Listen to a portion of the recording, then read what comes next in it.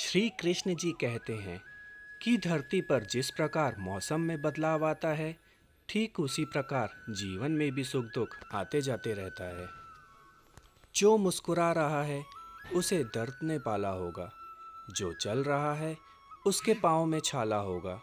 बिना संघर्ष के इंसान चमक नहीं सकता। जो जलेगा उसी दिए में उजाला होगा। संघर्ष, क्यों बचें संघर्ष से?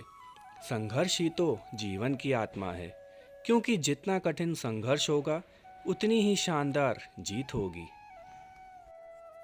एक बार एक किसान भगवान से बहुत ही नाराज हो गया। किसान बहुत मेहनती था। बहुत मेहनत से वह खेतों में अनाज उगाता, उसकी देखभाल करता, पर अक्सर उसकी फसल खराब हो जाती। कभी सूखा पड़ जाता, कभी बाढ़ आ जाती, कभी तेज धूप तो कभी आंधी। उसकी फसल हर वक्त खराब हो जाती। एक दिन वह किसान गुस्से में आसमान की ओर देखकर भगवान से कहा, हे ईश्वर, आपको लोग सर्वज्ञाता मानते हैं। आपके इच्छा के बिना तो एक भी पत्ता नहीं हिलता, पर मुझे तो लगता है कि आप छोटी सी छोटी बात भी नहीं जानते।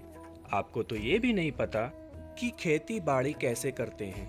अगर आप जानते होते तो हर समय बाढ़, आंधी, तूफान कभी नहीं आते। आप नहीं जानते कि कितना नुकसान उठाना पड़ता है हम किसानों को। यदि आप मेरे हाथ में यह शक्ति दे दें कि जैसा मैं चाहूँ वैसा मौसम कर दूं, फिर आप देखना, मैं अन्न के कितने भंडार लगा दूंगा। भगवान इस किसान के तीखे वाक्य सुनकर मुस्कुरा रहे थे और वह किसान के सामने प्रकट होकर बोले, मैं आज से तुझे यह शक्ति देता हूँ। तुम अपने खेतों पर तुम्हारी जैसी इच्छा हो तुम वैसा मौसम कर दोगे। मैं बिल्कुल भी दखल नहीं दूंगा। तुम्हारी इच्छा से ही सब कुछ होगा। इतना सुनते ही किसान बहुत खुश हो गया। खेतों को धूप चाहिए तो खेतों को धूप मिली। जब पानी बरसना चाहिए तभी पानी बरसा। आंधी, तूफान, बाढ़ कुछ भी खेतों पर आने नहीं दिया। किसान के खेत में इस वर्ष ऐसी फसल हुई जैसी कभी भी नहीं हुई थी। हरी भरी लहलहाती फसल। मन ही मन वह बहुत खुश हो गया और सोचने लगा, अब सबूत के साथ दिखाऊंगा भगवान को कि इसे कहते हैं शक्ति का सही उपयोग। मेरी सफलता देखकर उन्हें अपने नियम जरूर बदलने पड़ेंगे। कुछ दिन गुजरे, फसल कटने को तैयार हो गए। किसान बहुत उत्सुकता के साथ फसल को काटने लगा, पर जैसे ही उसकी नज़र गेहूं की बालियों पर गई तो वह रोने चिल्लाने लगा। गेहूं की एक भी बाली के अंदर गेहूं का दाना नहीं था। सारी बालियां अंदर से खाली थी। किसान बहुत दुखी हो गया। उसने भगवान को रोते हुए फिर पुकारा, हे प्रभु, तुमने ये मेरे साथ क्या किया?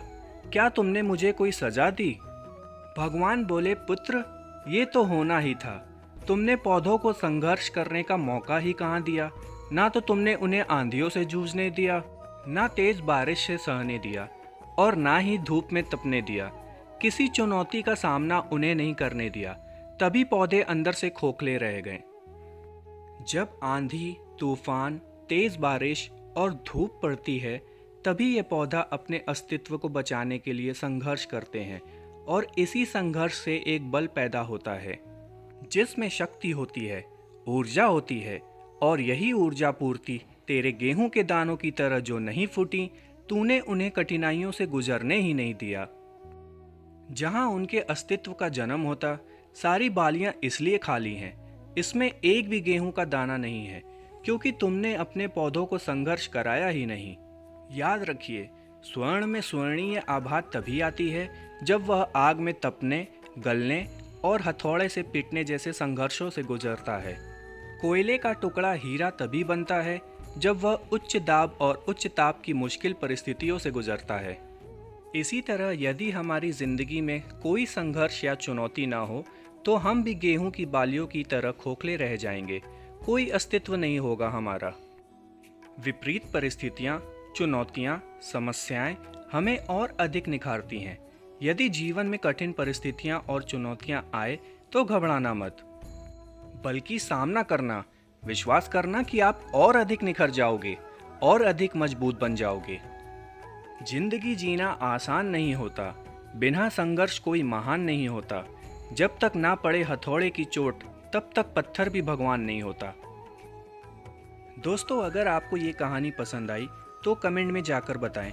वीडियो ज़्यादा से ज़्यादा शेयर करें और चैनल को सब्सक्राइब ज़रूर करें। मिलते हैं आपसे अगले वीडियो में।